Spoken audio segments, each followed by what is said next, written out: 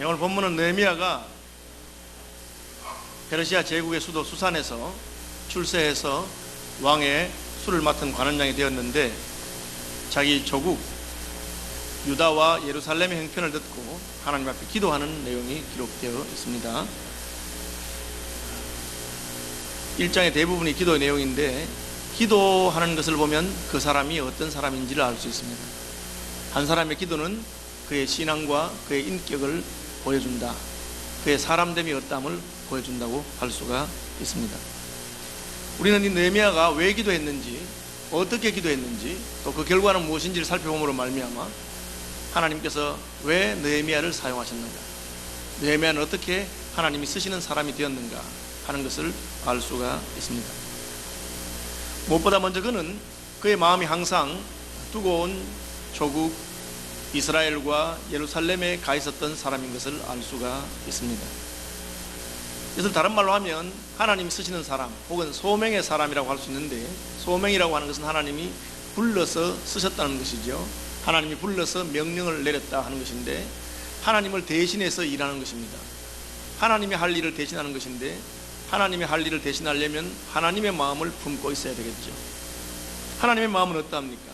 하나님은 그 눈이 항상 예루살렘을 향하여 있다고 그렇게 성경에 기록되어 있습니다. 하나님은 자기 백성들을 늘 살펴보시는 분이죠. 느헤미야는 출세한 사람입니다. 그는 교포 2세나 교포 3세로서 페르시아 왕국의 가장 성공한 사람 중에 한 명입니다. 아마 제가 생각할 때는 교포 1세 가운데는 다니엘이 가장 성공한 사람입니다. 어린 시절에 다니엘의 모델을 보면서 느헤미야는 자랐을 가능성이 많이 있습니다. 바벨론에 이어서 페르시아가 왕이 되었을 때 이 페르시아에서 느헤미야가 술 맡은 관원이 되었고, 다니엘은 바벨론 왕국에서 총리까지 지낸 사람이기 때문에 그렇습니다. 다니엘도 그렇고 느헤미야도 그렇고 낯선 나라에 가서 참 고생을 많이 겪으면서 성공했지만 그들의 마음은 늘 예루살렘을 향하고 있었습니다. 조국의 마음이 가 있는 것이죠. 그러니까 조국의 형편을 들을 때 그 마음이 흔들리고 애타는 마음이 있습니다. 하나님이 관심을 기울이는 나라, 하나님이 관심을 기울이는 백성, 하나님의 마음이 가 있는 공동체에 우리의 마음이 가 있을 때 하나님께서는 우리를 사용한다고 할 수가 있습니다. 수산궁에서 왕의 술을 맡았다고 하는 것은 단순히 그냥 주방장 정도의 그런 자리가 아닙니다. 고대에서 왕들은 늘 독살의 위험에 시달렸기 때문에 왕과 함께 잔을 나누는 사람, 왕이 술을 마실 때 옆에서 같이 대장해주는 사람은 흔히 말하는 비서실장이나 경호실장 정도의 왕의 최측근의 자리라고 할 수가 있습니다. 그는 개인적으로는 성공했지만 그러나 늘 조국 이스라엘과 예루살렘의 형편에 마음이 있고, 그렇기 때문에 자기 형제 하나니가 예루살렘에서부터 왔을 때 대뜸 친척들의 형편이나 혹은 다른 가족들의 형편을 물어보지 아니하고 예루살렘의 형편이 어떠하냐 하는 것을 물어본 것을 알 수가 있습니다. 하나님으로부터 예루살렘이 성벽이 회파되고 성문은 불에 탔다, 그런 말을 들을 때 얼마나 마음이 아팠겠습니까? 성벽이 없는 성 안에 거하는 백성들은 안전이 보장되지 않습니다. 성문이 불에 탔다는 것은 그 나라의 체면이 말이 아닌 것이죠. 수년 전에 우리나라의 그 국보 1호였던 남대문, 숭례문이 불에 탔을 때 온 국민이 얼마나 속이 상했습니까? 그래도 우리나라는 재정적인 힘이 있기 때문에 얼마든지 돈을 들여도 좋으니까 원래대로 회복을 해라, 혹은 그보다 더 좋게 고정을 해서 돈 얼마나 들이든지 해라, 그것이 온 국민의 예망이었고, 아마 조만간 우리가 새로 만든 숭례문, 남대문을 보게 될지 모르겠습니다. 어쨌든 예루살렘의 성문은 불에 타고 성벽은 회파되었다, 그 말을 들을 때 느헤미야의 마음에는 안타까운 마음이 있었습니다. 최근에 기사를 보니까 양평에 독일 마을이 생긴다 그래요. 독일 마을이 뭐냐, 독일 사람들이 사는 마을이 아니고 독일에 가서 광부로 일하다가 혹은 간호사로 일하다가 이제 은퇴하신 분들이 이미 독일 사람이 다 된 거예요. 수십 년을 보냈기 때문에 독일 생활에 익숙하지만 그래도 노년을 한국에서 보내고 싶다, 죽음은 조국에서 맞고 싶다, 그래서 한국에 와서 살려고. 그런데 왜 독일 마을이냐, 이미 생활 습관은 독일 사람처럼 됐기 때문에 집도 독일처럼 지어야 편하고 먹는 거라든지 이런 문화도 독일식으로 해야 편한 겁니다. 그런데 그래도 한국에 와 살고 싶다고 양평에 독일 마을을 지금 추진하고 있다 하더라고요. 이미 남해군에 독일 마을이 있습니다. 그분들이 이제 독일에서 평생을 보낸 광부들이죠. 또 간호사들입니다. 그분들이 모여서 수십 가구가 모여서 함께 살고 있다고 합니다. 제가 그 소식을 들으면서 그 우리나라가 참 어려웠을 때 박정희 대통령이 나라를 한번 이렇게 보고 싶어서 차관을 얻으러 빚을 내러 간 겁니다. 빚을 내서 우리나라에 공장이라도 하나 세우고 돈이라도 내야 되겠다 하고 갔는데 가는 나라마다 박대를 받았습니다. 왜요? 그 대한민국이 빚 갚을 가능성이 있는 나라가 아니에요. 진짜 어려운 사람은 돈도 못 빌립니다. 왜냐하면 이 빚 갚을 형편이 안 되니까. 저 나라에 돈 빌려줘봤자 떼이겠다고 생각하니까 아무도 돈을 빌려주지 않습니다. 그래서 독일에까지 돈을 빌려갔는데 그 독일 광부들과 간호사들을 모아놓고 대통령 일행과 그 파독 광부들이 같이 울었다고 합니다. 대통령은 나라가 어려우니까 백성 우리가 수출할 게 없으니까 사람을 팔았어.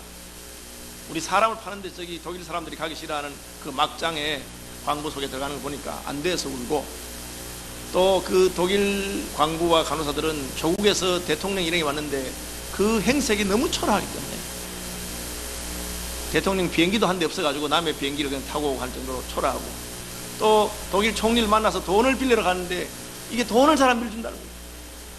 그런 행편을 듣고 너무 마음이 울컥해서 서로 울었다고 합니다. 그리고 그 간호사들과 광부들이 독일 총리에 청원서를 냈는데 우리를 보고 우리 조국 대한민국에 돈을 좀 빌려주시라. 만약에 우리 조국이 돈을 못 갚으면 우리 월급에서라도 까도 좋으니까 갚아라. 그랬는데 한국 사람들이 이런 성실하게 하잖아요. 독일에 가 있는 광부들과 간호사들이 성실하게 일한 것 때문에 그 청원을 보고 독일 총리의 마음이 너무 감동이 됐어요. 이런 백성, 이렇게 자기 나라를 사랑하는 백성들이 있는 나라라면 우리가 돈을 빌려도 되겠다. 그래서 독일에서부터 차관이 시작됐다. 뭐 그런 제가 역사를 읽은 적이 있습니다. 자기들은 뭐 선진국에 가서 잘 먹고 잘 살 수 있다 하더라도 조국을 잊어버리는 사람도 많이 있습니다. 그러나 여전히 내 조국이 대한민국이다 하는 것을 잊지 않는 사람들이 애국자고, 그런 사람들이 조국을 위해서 쓰임받는 거죠. 그게 조국을 위해서 쓰임받는 것입니다. 이스라엘에는 예루살렘과 시온산을 향한 그런 애국심의 전통이 있습니다. 그래서 유학 가 있는 학생들이 전쟁이 나면 이스라엘 학생들은 졸업을 그만두고 돌아옵니다. 저희 교단에도 그런 선배가 있습니다. 거창고등학교 교장을 지내셨던 전영창 교장 선생님이 미국의 웨스턴 신학교에서 신학을 공부하고 있는데 마지막 학기를 몇 달 남고 6.25가 터졌어요. 그러니까 자기가 학업을 그만두고 귀국하겠다고 지도교수에게 말한 거예요. 지도교수가 꾸지람을 했어요. 정군, 몇 달만 참으면 학위를 받아가지고 들어가는데, 졸업장을 받아가지고 들어가는데, 정군이 앞으로 조국을 위해서 일하려면은 졸업하고 가는 게 더 낫다. 마음 급해도 가지 말아라. 그랬는데, 그래도 이 전 교장이 나는 신앙인으로서 우리 조국이 위기에 처해 있는데 내가 그냥 두고 갈 수가 없습니다. 졸업을 못해도 괜찮으니까 저를 보내주십시오. 그렇게 해서 귀국을 합니다. 그런데 이 학장님이 이 전영창 그 선생님 너무 안타깝게 생각해서 출국한 날 아침에 자기 집에 식사를 대접하고 보냅니다. 그런데 아침에 식사를 하는데 식사 자리에서 갑자기 일어서시더니만 정군 일어나라 이렇게 해서 가지고 그 자리에서 혼자 졸업장을 줍니다. 교수회를 따로 모아가지고 이 사람이 나라의 형편 때문에 그냥 가는데 우리가 먼저 졸업장을 주자. 그래서 졸업장을 받아봤다. 그런 이야기를 좀 들은 적이 있습니다. 이게 뭡니까? 자기 나라를 생각하는 마음이죠. 예루살렘을 생각하는 마음이 있기 때문에 하나님께서 예루살렘 성벽을 재건하는 그 일을 맡긴 것입니다. 교회를 생각하는 마음이 있는 사람에게 하나님께서 교회의 직분을 맡기는 것이죠. 하나님의 나라를 생각하는 마음이 있는 사람에게 하나님의 나라의 일을 맡긴다고 저는 생각합니다. 예레미야는 나는 편안하고 나는 출세했고 나는 잘 먹고 잘 사니 조국의 형편이 어떠하든지 간에 나와는 상관이 없다. 강 건너 불구경 하듯이 그런 마음이 아니라 조국의 성벽이 무너지고 성문이 불에 탔다 하는 말을 들을 때 애끓는 마음이 있는 것입니다. 그런 사람을 하나님이 쓰십니다. 이것이 바로 하나님의 마음을 품은 사람이죠. 예루살렘아 내가 너를 잊을지언정 내 오른손이 그 손의 재주를 잊을지로다. 이것이 믿음의 선진들이 시편에서 노래한 것입니다. 예루살렘아 내가 너를 잊어버린다고 한다면 내 오른손이 그 재주를 잊어버릴지로다. 바벨론의 강가에서 수금을 타던 찬양하던 믿음의 선배들이 그렇게 노래했다고 합니다. 고국의 어려운 형편이 느헤미야에게는 소명이 되는 것입니다. 우리의 부르심이 무엇입니까? 필요를 보는 것이고 어려움이 있는 것이고 누구라도 가서 저 일을 해야 되겠다고 느끼는 거예요. 선교지에 수많은 영혼이 있는데 아무도 그들에게 예수님에 대해서 증거하는 사람이 없다는 소식을 들을 때 가슴이 뜨거워지는 것이 바로 소명입니다. 고통당하는 내 백성이 있는데 그들의 고통을 이해하고 그들과 함께 울어주고 그들과 함께 웃어주는 사람이 없는 것을 안타까워하는 것을, 그것이 바로 소명이죠. 느헤미야는 조국의 어려운 형편이 그에게 소명이 되었습니다. 그것을 그냥 보아넘기지 못하는 것이죠. 그것이 바로 예수님의 마음입니다. 너희 속에 이 마음을 품으라 하신, 휘어져 추수하게 된 밭을 보아라. 예수님은 제가 이스라엘에 가보니까 왜 휘어진다 했느냐, 밀 이삭이 보리 이삭이 노래지잖아요. 익으면 그 노래지면 추수할 때입니다. 그런데 노래지는데도 농부가 너무 바쁘거나 일꾼이 없어서 추수를 못한다. 그럼 어떻게 됩니까? 그 다음에는 휘어진다고 합니다. 휘어진다는 것은 그냥 그 자리에서 막 떨어지는 거예요. 그렇게 되면 많은 이삭을 잃어버리게 됩니다. 그래서 누렇게 되는 것은 추수할 때고 휘어지게 된 것은 더 늦으면 큰일 난다는 거죠. 주님께서는 그런 마음으로 휘어져 추수하게 되었다. 추수가 급하다는 것이죠. 그러니까 나는 비록 보잘것없는 자지만, 나는 아무것도 가진 데 없는 자지만 나라도 하나님의 일에 한번 헌신해야 되지 않겠는가. 내 형편은 거기 갈 수 있는 형편이 아닙니다. 느헤미야가 지금 왕의 포도주 맡은 관원장으로서 그는 출세했고 제국의 수도 수산국에 근무하고 있는데 왜 그걸 때려치우고 거기 가겠습니까? 그러나 하나님께서 그의 마음에 불을 지른 것입니다. 그것이 예수의 마음이요 주님의 마음을 품게 된 것입니다. 하나님은 어떤 사람을 쓰십니까? 주님의 마음을 품은 사람입니다. 무모해 보이기도 하고 손해보는 것처럼 보이지만, 그러나 누군가는 하나님의 나라를 위해서 그 일을 해야 되겠다고 생각하기 때문에 헌신하는 사람을 사용하시는 것입니다. 느헤미야는 예루살렘의 소식을 들을 때 그 가슴이 뜨거웠습니다. 그것을 주님의 부르심으로 들은 것이죠. 여러분을 향한 주님의 부르심이 저는 반드시 있는 줄로 생각합니다.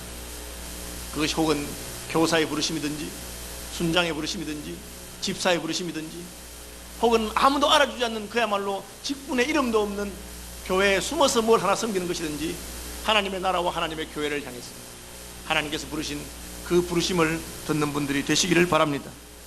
주 부르실 때에 그때 듣게 하소서. 가야 할 땅 그곳에 서게 하소서. 거룩한 땅 거룩한 성에 날 인도하소서. 명하시는 음성 듣게 하시며 주의 모습 뵙게 하소서. 평강의 주님 날 인도하소서. 오 나의 주님. 예루살렘아 내가 너를 잊을진대 내 오른손이 그 제주를 잊을지로다. 내가 예루살렘을 기억하지 아니하거나 내가 가장 즐거워하는 것보다 더 즐거워하지 아니할진대 내 혀가 내 입천장에 부딪히리라. 이것이 믿음의 사람들이 하나님의 나라를 생각하는 마음입니다. 또한 그는 고통당하는 사람들과 함께 애통하는 마음이 있습니다. 오늘 본문에 보니까 슬퍼했다, 울었다, 그리고 금식했다, 그렇게 되어 있습니다. 금식하는 것은 유대인들이 자신의 슬픔을 표현하는 방법입니다. 조국이 어려움에 처한 것을 보고 나는 슬프다, 애통하다, 어떻게 우리나라가 이 지경이 되었단 말인가. 그러면서 그는 하나님께 기도하러 나아가는 것을 보게 됩니다. 슬퍼하는 것도 참 귀한 것이고요, 애통하는 것도 귀한 것이고, 그것 때문에 마음에 울컥하는 것을 가진 것도 귀한 것입니다. 느헤미야 위대함은 거기에 멈춰 있지 아니하고 그가 예루살렘의 어려움을 보고 자신의 소명을 느꼈을 때 하나님께 나아가서 기도했다 하는 것, 거기서 또한 하나님이 쓰시는 사람의 특징이 나옵니다. 하나님은 어떤 사람을 쓰십니까? 문제가 있을 때 자기의 꾀를 가지고 그 문제를 해결하고자 하는 사람을 쓰십니까? 아닙니다. 야곱이죠. 야곱. 자기는 장자가 되고 싶은데 늦게 태어났습니다. 그러니까 자기 꾀를 가지고 형에게 팥죽을 팔아서 형을 속여서 자기가 장자가 되고 싶어요. 아버지를 속여서 형이 받을 축복을 자신 대신 받고 싶어하는 것이, 그것이 야곱의 자기 방식입니다. 그러나 그 방식으로는 하나님이 그를 쓰지 않습니다. 하나님께서 야곱을 그 후 20년 이상 바다나람에서 훈련시키시고 야복강에 데려왔을 때 밤이 맞도록 그 야복강의 기도로 울며 하나님께 기도하고 싸우고 그 기도와 그 이후에 하나님께서 야곱을 쓰는 것을 보게 됩니다. 하나님의 방식은 우리가 해결해야 될 책임이나 과업이나 문제가 있을 때 그 문제를 붙들고 하나님께 나아가는 것. 여러분, 이게 쉬운 것 같지만 쉽지 않습니다. 급한 일이 닥쳐보십시오. 기도할 생각이 나는가? 기도하기보다는 내 꾀를 따라서 사람을 찾아다니고 전화하고 내가 해야 될 것을 먼저 하는 것이 인생입니다. 그런데 여러분, 문제가 생겼을 때 내가 이 문제를 해결하고 감당해야 되겠는데 내 힘이 부족한 것을 인식하고 하나님께 나가서 부르짖는 것, 그것이 하나님이 쓰시는 사람들의 특징입니다. 저도 뭐 길지 않은 인생을 살았지만 살아오면서 사역자였으니까 많은 믿음의 사람들, 하나님 쓰시는 사람들 만났는데 그분들의 한결같은 특징이 있습니다. 그분들이 어떤 특징이 있느냐? 위기가 닥치면 닥칠수록 더 침착해지고 문제가 크면 클수록 더 하나님께 나가서 침잠하며 하나님 앞에 자기 문제를 아뢰는 사람들. 그런 분들은 작은 일에는 그냥 덤벙대기라고 실수하지만 큰 문제가 생기면 절대 그렇게 하지 않습니다. 대부분의 평범한 사람들은 작은 일은 잘 처리하다가도 큰 일이 생겨버리면 그때부터 당황해서 아무것도 못합니다. 집에 불 나면 그냥 애기는 안 업고 나오고 베개 업고 나온다는 말이 있잖아요. 그렇게 하는 것이 인생인데, 그러나 하나님이 쓰시는 사람들은 문제가 있으면 항상 그 문제를 들고 하나님 앞에 나아갑니다. 왜요? 이 모든 일의 배후에 하나님이 있다고 믿기 때문에. 하나님이 허락하지 않았으면, 심지어 내게 어려운 일이나 해로운 일이라도 하나님의 허락이 없이 참새 한 마리라도 떨어지지 않는다고 믿기 때문에 왜 이 문제가 생겼는지 하나님께 나가서 물어보는 것입니다. 하나님께서 그렇게 하셨습니다. 물어보는 것입니다. 여러분, 기도함으로 여러분의 인생의 문제에 관한 하나님의 진단과 하나님의 처방을 받으시는 분들이 되길 바랍니다. 제가 참 존경하고 좋아하는 분 중에 YM이라고 하는 Youth with a Mission이라는 단체를 창립하신 분이 있어요. 그분의 전기를 제가 읽어보는 중에 그분의 어머니가 믿음의 사람입니다. 그분의 아버지는 순회 목사였어요. 전도하러 다니는 목사인데 오늘같이 이런 핸드폰 같은 게 없던 시대니까 아버지가 한번 전도하러 가면 한 달 만에 들어오시기도 하고 그렇게 합니다. 근데 그 옆집에 기도한다고 하는 아주 신령하다고 하는 아줌마가 있는데 한 번은 이분이 와갖고는 로렌 엄마에게, 야, 저기 있잖아, 로렌 어머니, 내가 기도해보니까 당신 남편 죽었대. 전도하러 가서 죽었다는 거야. 그러니까 얼마나 놀라운 일이에요. 그것도 신령하다는 사람이 그리 말하니까. 그때 로렌 커닝햄의 어머니인데, 어머니가 뭘 하냐면, 아주머니 감사합니다. 제 남편을 위해서 기도해 주셨다니 참 감사한데 저는 아주머니 말씀을 안 믿습니다. 왜요? 만약 제 남편이 돌아가셨다면 하나님이 왜 내게 먼저 말씀 안 해주셨어요? 제가 부인인데 하나님이 왜 내게 먼저 말씀 안 하시고 그 말씀했겠습니다. 그리고는 그 아줌마를 돌려보냅니다. 근데 애들은 다 놀라가지고 아버지가 돌아가셨다니까. 그러니까 얘들아 놀라지 마, 기도하자 하고는 골방에 들어갑니다. 골방에 들어가서, 하나님, 내가 지금 청천벽력 같은 소식을 들었는데 진짜 하나님 제 남편이 돌아가십니다. 하나님께 물어봅니다. 그리고는 나와서 애들에게 말합니다. 얘들아 걱정하지 마라, 아버지 안 돌아가셨다. 아버지가 아마 지금 힘든 일을 당하신 것 같아요. 우리의 기도를 필요로 하는 겁니다. 같이 기도하자 하고는 기도했는데 과연 그 아버지가 다쳤어요. 다쳤는데 그러나 살아서 돌아오셨습니다. 여러분, 우리가 누구와 함께 일합니까? 하나님과 함께 일하는 것입니다. 하나님께 기도해서 그의 음성을 듣고 하나님께 기도해서 우리의 문제를 맡기고 그분의 인도를 받는 것이 없으면 하나님이 마음껏 쓰는 사람이 될 수가 없습니다. 여러분이 무슨 일을 맡았든지 그 일이 큰 일이든지 작은 일이든지 대제국 바벨론의 총리가 되는 것이든지 혹은 예루살렘 성벽을 건축하는 예루살렘의 총독이 되는 것이든지 하다못해 서너 명을 데리고 키우는 한반의 반사를 하든지, 여러분, 기도함으로 사명을 감당하는 분들이 되시길 바랍니다. 느헤미야는 문제를 알았어요. 누가 하더라도 예루살렘 성벽을 건축해야 된다. 누가 하더라도 성문을 다시 달아야 되겠다. 그런데 내가 왕의 측근으로서 권세가 있으니까 그 권세를 이용해서, 그 인맥을 이용해서 내가 그동안 모아놓은 돈을 가지고 그렇게 하지 않았습니다. 그는 그 문제를 놓고 하나님 앞에 나가면서 하나님께 기도하는 것을 보게 됩니다. 기도하니까 하나님께서 뭐라고 말씀하십니까? 네가 가야 된다고 말씀하죠. 예레미야, 네가 가라.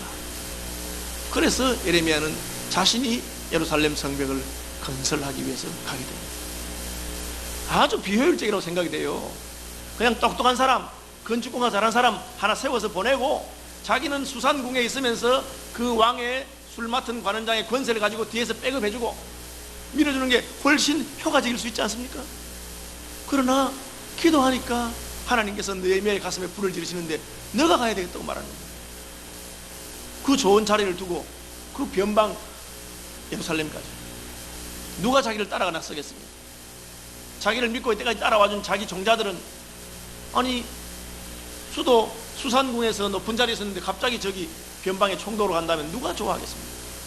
그러나 기도하는 사람이었기 때문에 자기의 뜻을 따라 결정한 것이 아니고 하나님의 뜻을 따라 결정했고, 만약에 느헤미야가 아닌 다른 어떤 사람이 갔다 하더라도 예루살렘 성벽은 재건되지 못했을 것입니다.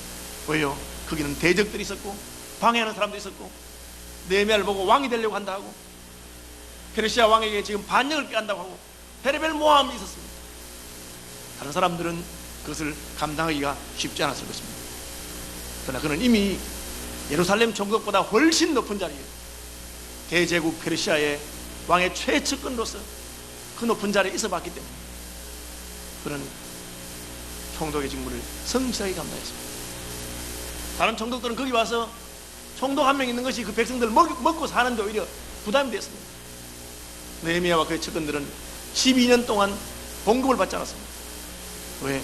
나는 이미 성공하고 출세해서 하나님이 내게 주신 재물이 있고, 그는 봉급을 받지 않았을 뿐 아니라 날마다 잔치를 하면서 예루살렘의 지도자들을 불러다가 자기와 식탁에서 150명을 날마다 같이 먹으면서 그들을 격려하고 위로해서 그 사명을 감당하게 된 것을 보게 됩니다. 이 모든 것이 기도를 통해서 이루어진 것입니다.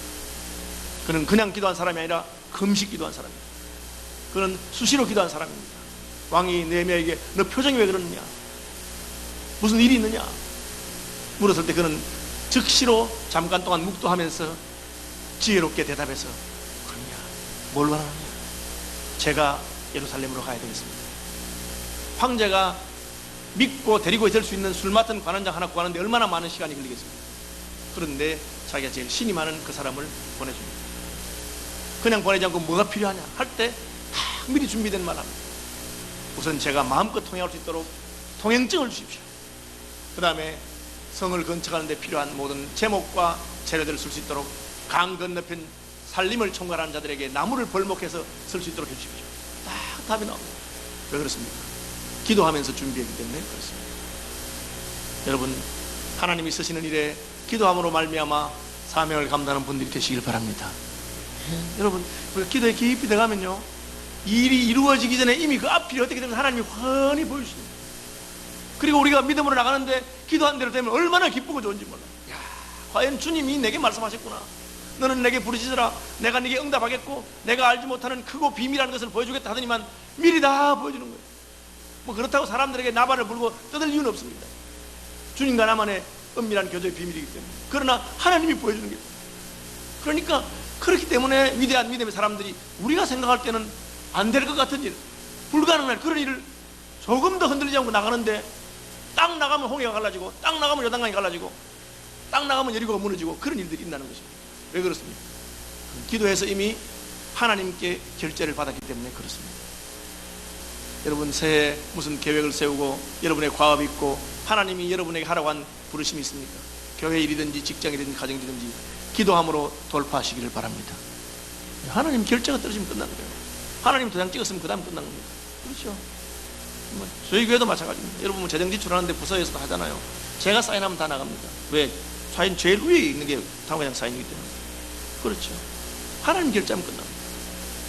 느헤미야는 기도함으로 말미암아 문제를 해결하는 사람입니다. 세 번째로 느헤미야는 그 기도하는 내용을 보면요, 기도의 내용이 하나님이 어떤 분인지를 알고 기도하는 것을 알 수 있어요. 하늘의 하나님 여호와, 크고 두려우신 하나님이요.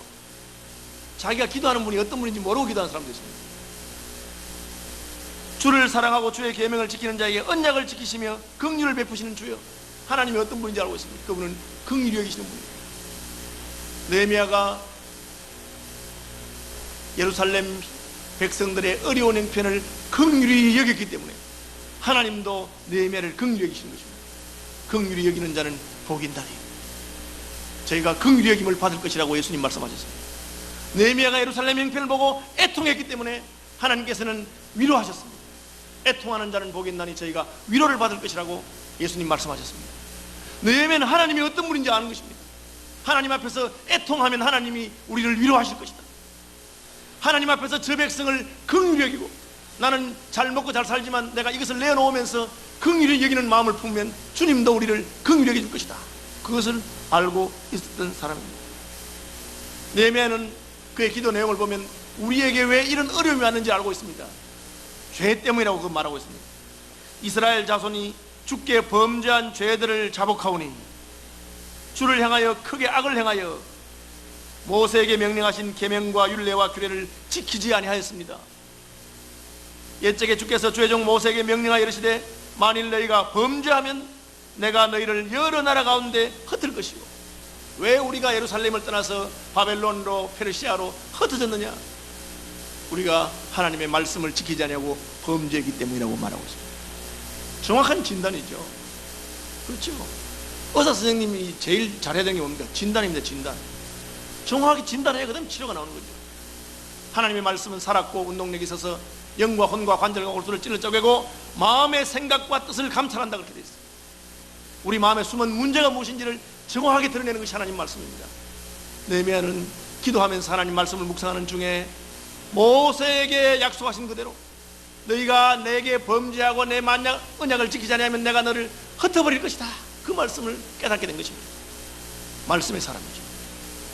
여러분, 우리가 하나님 말씀을 깊이 묵상하고 말씀을 공부하게 되면 우리 형편이 왜 이러한지를 분명히 알게 됩니다. 우리가 왜 이런 죄악 가운데 있는지를 알게 됩니다. 그것이 하나님의 사람들이 기도하는 방식입니다. 기도하면서 하나님 말씀을 가지고 자기를 돌아보고, 기도하면서 하나님 말씀을 가지고 처방을 구하는 것입니다. 그러면 그대로 하면 되는 것입니다. 만일 내게로 돌아와 내 계명을 지켜 행하면 너희 쫓긴 자가 하늘 끝에 있을지라도 내가 거기서부터 그들을 모아 내 이름을 두려고 택한 곳에 돌아오게 한다. 느헤미야가 답을 알았어. 우리가 돌아가서 계명을 지키면 됩니다. 그래서 느헤미야는 자기부터 회개하기 시작합니다. 내가 성공했다고 하나 예루살렘을 떠나서 이 먼 페르시아에 와 있는 것은 우리와 우리 열조들이 범죄한 것 때문에 하나님 이제 회개하오니 우리를 돌이켜 주옵소서. 조국으로 돌아가게 하옵소서. 제가 하겠습니다. 그리고 기도하고 하나님께서는 느헤미야의 기도를 들은 것을 알 수가 있습니다. 느헤미야처럼 말씀을 따라 기도하는 사람입니다. 하나님 말씀의 사람입니다. 또한 그는 하나님께서 말씀하셨을 때 그대로 순종하는 사람입니다. 기도하는 중에 하나님의 음성을 들었는데 순종하지 않으면 기도하는 것이 무슨 소용이 있겠습니까? 기도해놓고 자기는 그 기도가 응답되도록 노력하지 않는다면 그 기도는 가정된 기도가 아니겠습니까? 하나님 예루살렘 성벽을 회복시켜 주옵소서 해놓고는 저 사람을 보내고 저 사람을 보내고 저 사람을 보내주옵소서, 그렇게 기도하면 안 됩니다. 교회의 재정이 어렵다. 그럼 목사가 기도하면 어떻게 되겠습니까? 하나님 우리 교인들 누구 헌금 많이 해주십시오. 그렇게 기도하는 목사는 기도가 뭔지 모르는 사람입니다. 교회 재정이 어려우면 하나님 제가 얼마를 더 헌신해야 되겠습니까? 자기부터 먼저 헌신하면서 하나님 제가 가진 것은 작은 것이지만 이것을 주께 먼저 드리오니 주님께서 나를 불쌍히 보시고 우리에게 필요한 것을 허락하여 주옵소서. 그렇게 하는 것이 옳은 것이죠. 저는 여러 번 그렇게 기도하고 응답을 받은 적이 많이 있습니다. 하나님이 제가 드린 것에 100배를 갚아주세요. 100배를. 그런 것을 여러 번 기도했습니다. 왜? 하나님께서 그렇게 하십니다. 우리의 기도가 기도함으로 말미암아 내가 먼저 헌신하고 내가 먼저 충성하는 그런 역사가 있게 되기를 바랍니다. 시민교회가 부흥되기를 바란다고 하면서 자기는 가만히 있고 요즘 젊은 사람들이 왜 노력하지 않는 거야? 그런 것은 틀린 것이죠. 복음이 세계 열방에 증거되기를 바라면서 자기는 선교를 위해서 기도하지도 헌금하지도 헌신하지도 않으면서 요즘 선교사들은 왜 이렇게 일을 못해? 그렇게 말하는 것은 어리석은 것입니다. 느헤미야는 기도했기 때문에 자기가 예루살렘으로 가야 되는 것을 알았습니다. 그리고 갔습니다. 마지막으로 하나님이 느헤미야를 쓴 것은 그는 헌신과 모범과 희생의 사람이기 때문에 그렇습니다. 그는 자기가 먼저 12년 동안 총독의 녹을 받잖아요. 자기의 측근들이 백성들을 압제하지 못하도록 했고 자기가 먼저 희생했습니다. 술관원의 자리를 포기하고 총독의 특권을 포기하고 자기 채권들을 단속했습니다. 그러니까 하나님께서 느헤미야에게 은혜를 입게 하시는데 그가 왕에게 황제여 제가 조국으로 돌아가서 성벽을 다시 재건하고 와야겠습니다. 그러니까 몇 년이 필요하냐? 느헤미야에 따르면 느헤미야가 12년 이상 총독으로 있은 걸 알 수 있습니다. 실제로 예루살렘 성벽을 재건하는 데는 56일인가 밖에 안 걸렸습니다. 근데 어떻게 12년을 더 있습니까? 그는 단순히 성벽 재건이 아니라 예루살렘의 신앙의 부흥을 일으켜야 된다고 생각했기 때문에 성벽 재건뿐 아니라 그 공동체를 회복시키고 돌아가는 사람입니다. 그런데 12년 동안 있었는데도 왕이 그걸 허락한 것입니다.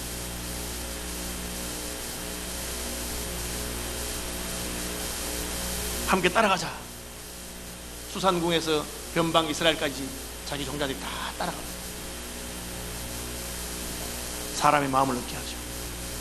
먹고 살기 힘든 온 이스라엘 백성이 한 마음으로 동원돼 가지고 전부 다 자기 집 앞에 있는 성벽을 건축하기 시작합니다.